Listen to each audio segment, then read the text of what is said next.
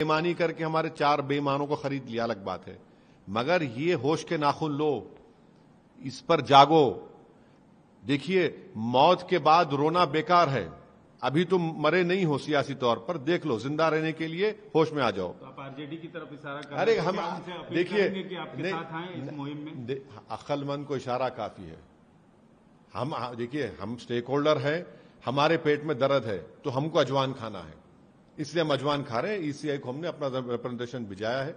हम उम्मीद करते हैं कि ऑनरेबल इलेक्शन कमिश्नर हमारे रिप्रेजेंटेशन को देखेंगे, पढ़ेंगे, हमारे कंसर्न्स को एड्रेस करेंगे, क्योंकि जब ये डेमोक्रेसी का एक बहुत बड़ा फेस्टिवल है और मेरा हथियार तो वोटर है ना।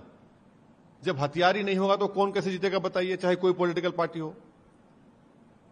अच्छा, लगे हाथ जब पूछ, ये भी हम जानना चाहेंगे कि सीमांचल से बाहर निकल के आप चुनाव लड़ेंगे, क्योंकि अभी तक देखिए, अभी तक हमारे प्रदेश अध्यक्ष अख्तरुल ईमान साहब ने ये कोशिश कर रहे हैं कि बीजेपी को सत्ता में आने से एनडीए को रोका जाए। इसलिए उन्होंने मुख्तलिफ पॉलिटिकल पार्टीज के, उन्होंने मुझसे जो कहा है, कह रहा हूं, उन्होंने बात की है।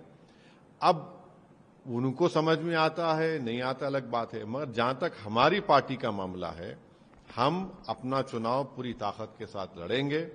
हमने 2 विधानसभा पर बहादुरगंज में और ढाका में अपने कैंडिडेट का नाम अनाउंस कर चुके हैं और हमको सीमांचल में भी लड़ेंगे, सीमांचल के बाहर भी लड़ने का पूरा प्रोग्राम और प्लान है और इस पे सख्ती से अब के बाद अच्छी तरीके से कैंपेन करेंगे। एनडीए को रोकने के लिए आप महागठबंधन से हाथ मिलाएंगे?